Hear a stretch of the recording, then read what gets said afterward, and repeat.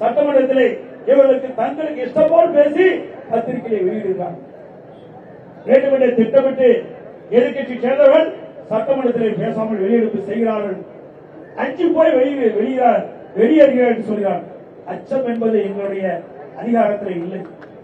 அனைத்து இந்திய அண்ணா திராவிட முன்னேற்ற கழகத்தை பொறுத்தவரைக்கும் மக்களுக்கு சேவை செய்வதற்காக உருவாக்கப்பட்ட கட்சி. எந்த காலகட்டத்திலும் எதுக்கும் அஞ்சீது கிடையாது, ஒழுங்கிலும் கிடையாது.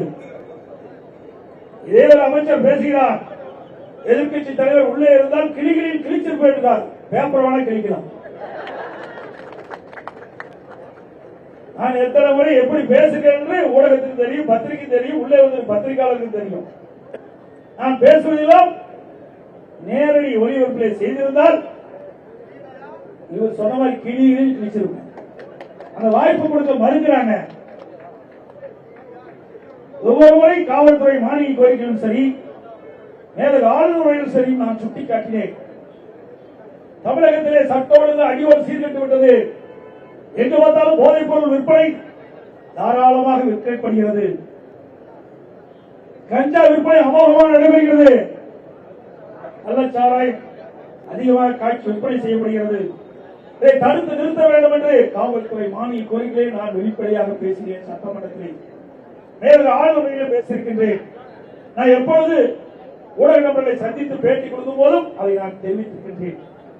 ஆனால் செவடங்காதல சண்முகர் மாதிரி இந்த அரசாங்கத்திற்கு நாங்கள் சொல்கின்ற செய்தியை கேட்பதில்லை. அதனால் இவ்வளவு உயிர்கள் பறிபோய்விட்டது. பிரதான எதிர்க்கட்சி என்ற முறையிலே நாங்கள் வைத்த கோரிக்கையை கவனமாக எடுத்து செயல்பட்டிருந்தால் இன்றைக்கு விளைவிக்க முடியாத உயிரை நாம் இழந்திருக்க வேண்டிய தேவையில்லை. ஆனால் இந்த அரசாங்கத்திற்கு அதை பற்றியெல்லாம் கவலை இல்லை. இன்றைக்கு பாதிக்கப்பட்டவர்கள் உடனடியாக மருத்துவமனைக்கு சிகிச்சைக்கு போறாங்க.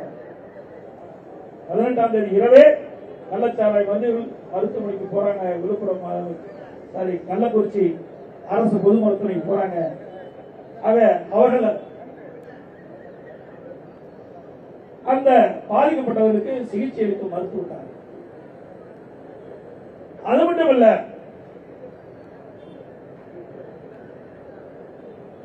அரசாங்கம் தெரிவிப்பது மெத்தனால் குடித்ததனால் உயிர் இழந்து விட்டார்கள் என்று சொல்கிறார். மெத்தனால் குடித்தால் இதற்கு விஷ முறிவு மருந்து கொமிபைசோம் என்ற இன்ஜெக்ஷன் தான் விஷ முறிவு. ஆனால் அந்த மருந்து மருத்துவமனையிலே இல்லை. 18ஆம் தேதி இல்ல, 19ஆம் தேதி இல்ல. நான் போய் நேரடியாக 20ஆம் தேதி பேட்டி கொடுத்த பிறகுதான் அவசரமாக மக்கள் நல்வாழ்வுத்துறை செலுத்துவது. எனக்கு முன்னாள் மக்கள் நல்வாழ்வுத்துறை அமைச்சர் அறிவிச்சவர் விஜயபாஸ்கர் குறிப்பிட்டதை போல அவசரமாக பாம்பேயிலிருந்து வாங்கி அதற்கு பிறகுதான் பாதிக்கப்பட்டவர்களுக்கு இந்த மருந்தை செலுத்தி குணமடைய செய்ய முற்பட்டார்கள். அதற்கு முந்தி ஒமிப்ரசோல் அந்த கேப்சூல் தான் கொடுத்துட்டு இருந்தாங்க. அந்த கேப்சூலை பொறுத்த வரைக்கும் அல்சருக்காக கொடுக்கப்படுகின்ற கேப்சூல் என்று மருத்துவர் தெரிவித்தார். இதை பாண்டிச்சேரி ஊடகத்தில் பேட்டி கொடுக்கும் போது தெரிவித்தார். ஒமிப்ரசோல் எங்களிடத்தில் அதிகமா இருக்குன்னு சொல்லி இதே மக்கள் நல்வாழ்வுத்துறை அமைச்சர் தான் சொன்னார். எல்லா தொலைக்காட்சியிலையும் காட்டினீங்க, பத்திரிகையில் வந்திருக்கு. உடனே அவர் என்ன சொல்றார், எடப்பாடி பழனிசாமி வேண்டும் என்றே பொய்யான செய்தி வெளியிடுகிறார் என்று சொல்கிறார். நாங்கள் பொய்யான செய்தியை நாங்கள் வெளியிடவில்லை.